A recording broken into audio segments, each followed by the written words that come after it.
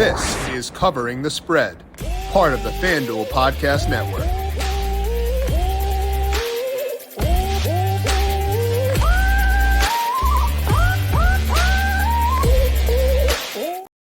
Super Bowl week is finally here. We are now less than 1 week away from Super Bowl 58 between the Chiefs and the 49ers, which means we have a full week of podcasts coming up, breaking down this game from all angles. We're going to kick things off today by talking to Dr. Ed Feng, talking to him about what his numbers say about this matchup, where he sees value at FanDuel Sportsbook to get you ready for what should be a delightful week. This is Covering the Spread right here on the FanDuel Podcast Network and FanDuel Research. My name is Jim Sonis. I am a managing editor of digital media for FanDuel Research, joined here as mentioned by Dr. Ed Feng. Find his work at thepowerrank.com and check him out on Twitter at thepowerranked. It is finally here. Super Bowl 58 is just around the corner. How you doing today? I'm doing great. I'm having a little problem finding props through all these menus and how the different sports books have them all organized, but first world problems. I'm having a great week. I'm talking to Joe Ostrowski later this week, and I had to find a way to get markets that are specifically in Canada in order to talk with him, because we're talking about some weird halftime props because I don't know about those, and I trust Joe's research more than mine, but they're only available at FanDuel in Canada, so I understand. Right. It's a very relatable problem to have. And then you're talking about that's for me focusing on just FanDuel, but if you've got accounts at 10 different books, good luck, man. You got to price shop, got to find the best number, but it can be tough when there are so many different ways to bet stuff. There are bigger discrepancies this week than usual. So it's a lot to sort through for sure. It is, but it also means that there's a ton of markets, and you can find some markets that usually aren't up for the regular NFL game, and so it's I've been having a lot of fun digging into code and simulating stuff and digging into the play-by-play, and I'm not really sure why I didn't do this more in previous years, but yeah, we're here now, and so we're gonna go with it. And we're going to try to benefit from that research as well by talking to you about what your numbers say about this matchup, where you're seeing value at FanDuel Sportsbook, and much more. But as I mentioned, we have a full week of shows coming up here on the Covering the Spread podcast feed. Tuesday, Joe Ostrowski of 670 The Score and BetQL Daily will join us, breaking down his thoughts on the national anthem length, Gatorade color, all the weird stuff that I can't give you recommendations on. We're going to talk to Joe to pick his brain on those. He's been grinding Reba McEntire tape, I'm sure, to get you thoughts on the anthem. That'll be Tuesday. I'll talk about same game parlays that I like on Wednesday. Our player prop preview with Tom Vecchio and Ryan Williams will be up on Thursday. We're going to talk to Ed Miller, the author of Interception, and of course, Logic of Sports Betting on Friday, talking about live betting. Obviously, we can't do recommendations for live betting, but Ed has built models how to do this stuff. So we're going to talk about recommendations. I can't say hey, bet the Chiefs in the middle of the first quarter. I can't do that. We can at least pick his brain on live betting process, some of the difficulties in building out live betting models to try to give you a better way to bet this game live. And no better person to talk to about that than Ed Miller. So a fun week here on the show, Monday through Friday. Make sure to subscribe to Covering the Spread to get those shows as they go live each and every weekday. And of course, all these shows are also available on the FanDuel YouTube page and over on FanDuel TV Plus as well. Happy Super Bowl to all who celebrate from FanDuel, America's #1 sportsbook. If you're like me, Super Bowl Sunday is all about scoring the best on the couch, grabbing your favorite football snacks, and placing some bets. FanDuel has so many ways to end the season with a W or 2 or 3. Not only can you bet on who will win Super Bowl 58, but FanDuel also has bets for which players will score touchdowns, how many points will be scored, and so much more. New customers, join today. You get $200 in bonus bets if your first bet of $5 or more wins. Make every moment more with FanDuel, an official sports betting partner of the NFL. Must be 21 plus and present in select states. FanDuel is offering online sports wagering in Kansas under an agreement with Kansas Star Casino LLC. $10 first deposit required. Bonus issued as non-withdrawable bonus bets that expire 7 days after receipt. See terms at sportsbook.fanduel.com. Gambling problem? Call 1-800-GAMBLER or visit fanduel.com/RG in Colorado, Iowa, Michigan, New Jersey, Ohio, Pennsylvania, Illinois, Kentucky, Tennessee, Virginia, and Vermont. Call 1-800-NEXT-STEP or text NEXT STEP to 53342 in Arizona, 1-888-789-7777. or visit ccpg.org/chat in Connecticut, 1-800-9-WIN in Indiana, 1-800-522-4700. Visit ksgamblinghelp.com in Kansas, 1-877-770-STOP in Louisiana. Visit mdgamblinghelp.org in Maryland, 1-800-GAMBLER.net in West Virginia, 1-800-522-4700 in Wyoming. Hope is here. Visit gamblinghelplinema.org or call 800-327-5050 for 24/7 support in Massachusetts, or call 1-877-8-OPEN-Y or text OPEN-Y in New York. Let's dig in now to this game over at FanDuel Sportsbook right now, Ed. The 49ers are 2.5-point favorites. Total in this game is 47.5. And let's start things off here by talking about the Chiefs offense in this game, because they've seemed to reach a new level during the playoffs. And you could say it's playoff Pat, got to ride with it. Or you could say it could be a bit fluky. So does that seem sustainable to you? Or is the Chiefs' improvement on offense the product of a small sample size? I think it's sustainable. There, we not only have kind of what we've seen in the past two games, right? And we can just kind of look at the numbers. At Buffalo, 60.9% passing success rate compared to a NFL average of 42.3. That's pretty good. 9.35 yards per pass attempt compared to about 6.08 for the NFL average.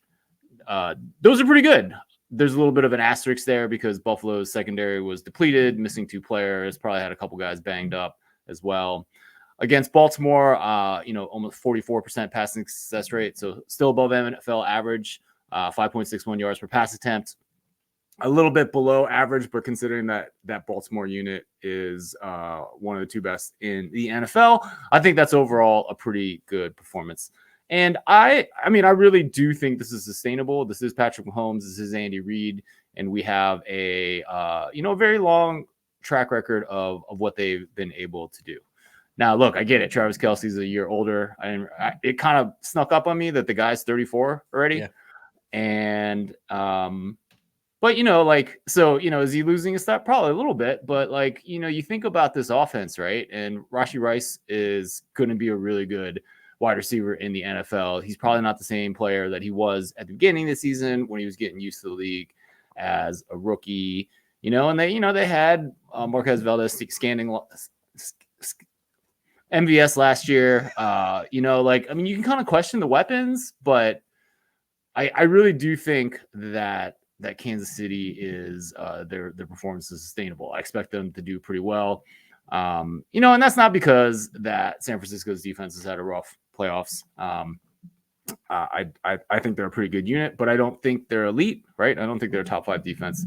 So I think Kansas City is going to be able to move the ball. I think they will be able to move the ball when it matters. And, I think a big part of what's going on in my prediction is that, I do have a little bit of a preseason prior on it, and that does move things towards the Chiefs. And honestly, what I think is going to happen in this game is that, the offense is pretty sustainable. And I think Kansas City is going to do better than they have over the course of the season. And while Kansas City's defense has been incredible, I think you're going to see a little bit of regression there. You're going to see it kind of go back to what we thought in August, because this is the NFL. We do have multiple years of data. And that's what I think is going to happen. And I think that with the Chiefs in the playoffs specifically, it's not a small sample, because it's not just this year where they've been efficient at this time of year. We have a full season of data on Mahomes in the playoffs, which is insane to think about already, given how young he still is. Yeah. It's a full season of data, and they've been very good. And I think it makes sense anecdotally too, when you think about this team specifically, given Rashee Rice, a rookie who didn't have a full role at the beginning of the year. They had some new pieces at both tackle positions to enter this year as well. Kelce was banged up entering week 1, where he had that knee injury. So a lot of factors could indicate why this team in weeks 1 through 9 may not be the same team we'd see during the postseason. So I think that anecdotally, you could understand why they might uptick as well. Let's talk about the flip side here, because the Niners offense had a really good half against the Lions, but in the first half, kind of okay. Obviously not perfect against the Packers either. Do those postseason bumps worry you for the Niners entering this game? Not really. I think the thing that might worry you is that San Francisco's offense has been so good over the course of the year that as sticky as offense is, that, you expect a little regression when a team has done that well. One thing that's really playing into San Francisco's favor is the matchups. They're capable of running the ball. Kansas City is not the best at stopping the run. In fact, they're absolutely NFL worst when I look at success rate on rushing plays adjusted for opponent. This was also true last week against the Ravens, and the Ravens didn't really run the ball with the running backs. I don't think that's going to be the case with San Francisco. They do tend to run the ball, and running it with McCaffrey, Christian McCaffrey does give you an explosive element, the opportunity to break big plays. So, yeah, I mean, I think they're going to do just fine. And I think they would be smart to try to run the ball with McCaffrey as opposed to throwing into one of the best pass defenses. Two really good outside corners that have tended to shut down top receivers this year. So the game plan will be interesting there. And I think that you talked about how they've been able to shut down top receivers. That is definitely a positive for the Chiefs. I think the 49ers are uniquely equipped to combat that, given they've got guys who can beat you at every different level. Like, okay, if you shut down Brandon Ayuk, sure, they've got Deebo Samuel in the running game. They've got Christian McCaffrey in the running game, George Kittle, who can beat you over the middle. It's a lot tougher of a defense to break down, to shut down than you might have for a lot of other teams. So I agree that they should be able to run the ball pretty effectively here. And I do think there are some matchup concerns, which is part of why I like the over, which we'll talk about later on. But let's talk first about the spread in this game. It was 2.5 at open when it opened during the NFC Championship game. Quickly got bet down to -1 and -1.5, depending on where you look. Now it's gone back to the Niners at -2.5. What's your read on the spread in this game?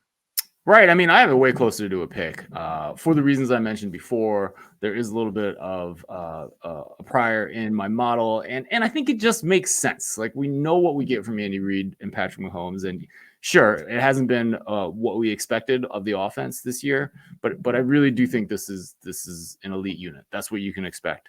So I do think there's value. Most of the market's at 2 last time I checked. FanDuel is kindly offering +2.5, -115. I think I would certainly lean that way. I mean, I have a bet on Kansas City +2.5. I think I have -110. I think I bet it as soon as the conference championship games were over, and then looked so smart.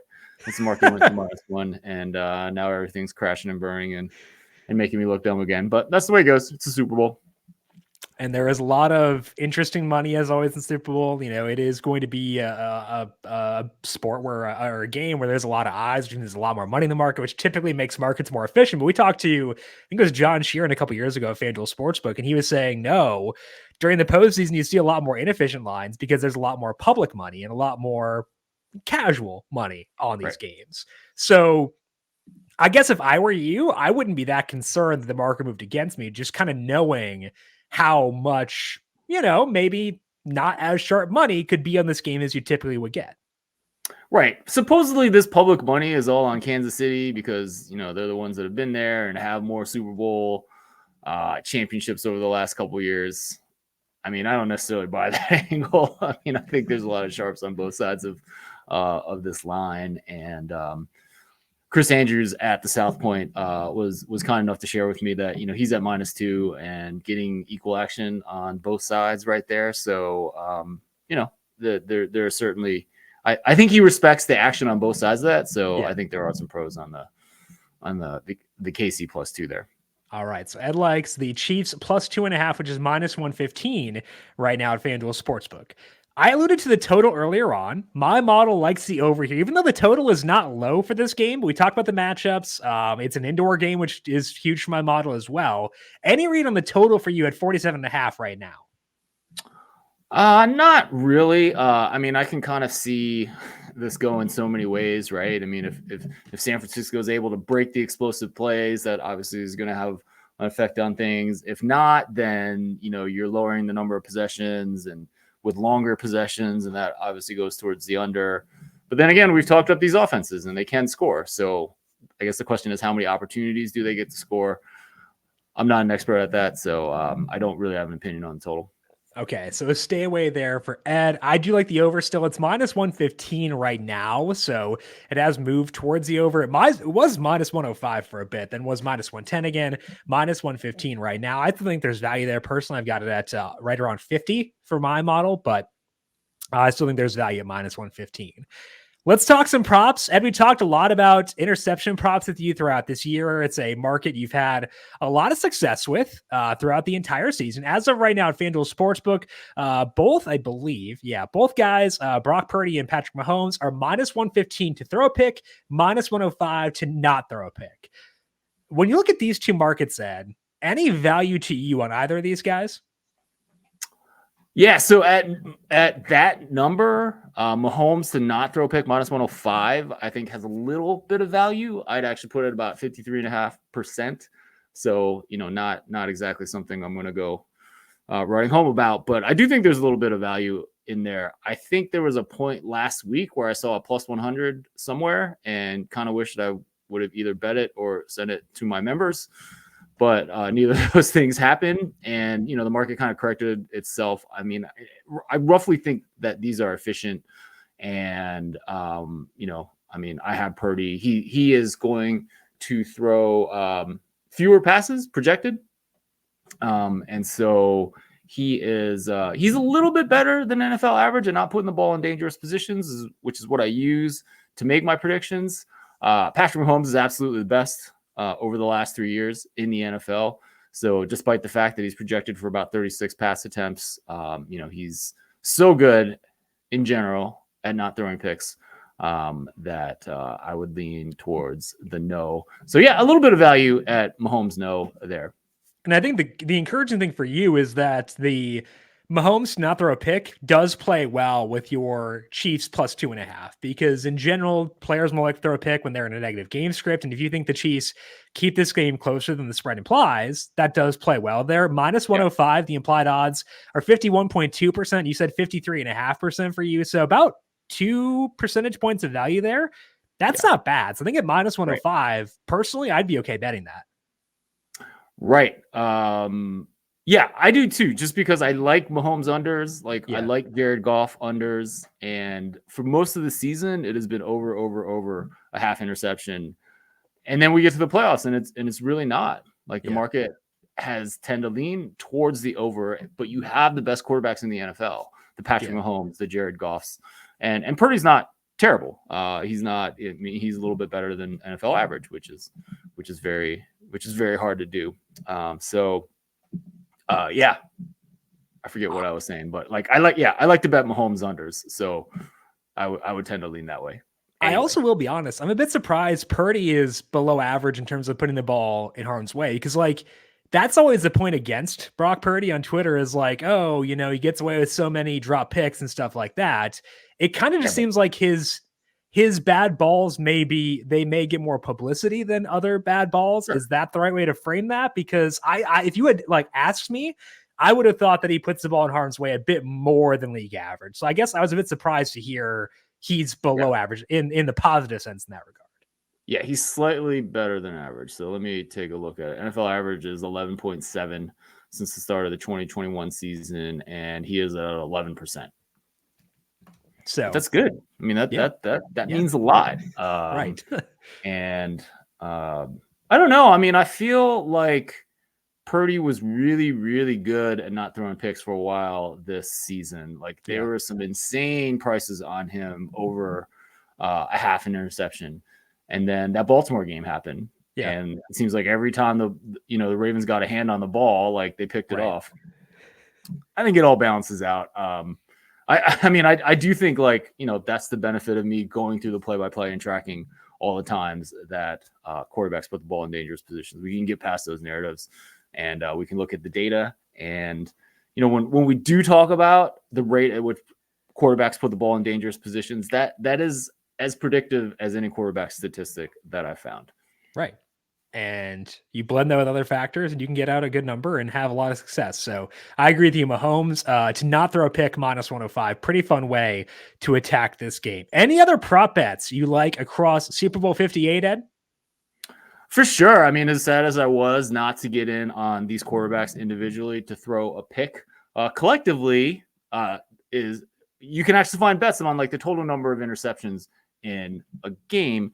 And, like I mentioned, Patrick Mahomes is just so good. When you set this line at 1.5, I'm getting about 63% for the game to go under. On Caesars, you can actually get minus 135. Still pretty good chunk of value there. There were places where that was actually plus money late last week. So overall, I think this is a perfect example of why Super Bowl prop betting is fun, right? Like a main market, which I'll put in quotes, but the main market of each individual quarterback and their interceptions is sharp, but books are throwing up other things, other types of markets, and they're not quite getting it right. So anyway, 63% to go under 1.5 interceptions. When I actually cranked out that number, I actually wrote a little bit of code to do that. And when that number popped out, I was like, are you sure? Is that right? I had to check it, but it's right. It should strongly be towards the under 1.5. And I think there's the most likely case is Purdy throws a pick and Mahomes doesn't. And so there's value there if you can find it. It was at Caesars before I checked. Yeah, 63% would translate to minus 170 as being the fair price on under 1.5 total picks thrown in the game. Like you said, you saw a minus 135. I saw a minus 145. Even that's value though, relative to minus 170. So as long as it's not out to minus 170 yet, I think there would still be value there on the under 1.5 interceptions that I'd alluded to. And you were talking about how many unique markets we get for the Super Bowl. And like, that's one thing Ed Miller talked about in his most recent book, Interception, was you want to bet fresh markets where the books don't have a lot of data on what's good and what's not good. And you're going to get a lot of those for this week. Now, do the books care? No, they just want a lot of offerings. Like they want stuff up and they're going to get a lot of stuff up. Does that mean it's going to be the most efficient market? No. And that's to our benefit. So trying to find unique markets like this and hunting for them, markets that aren't always offered, that's how you can find a lot of inefficiencies. And just going back to the example of FanDuel, like they've got some really weird ones up this week that are like next gen stats related. There are like fastest ball carrier speed. Trying to find it's back over here, but they got fastest ball carrier speed, most air yards on a completed pass. Like there's some weird stuff up there. So search around and try to take advantage because it's there's some pretty fun ones up there.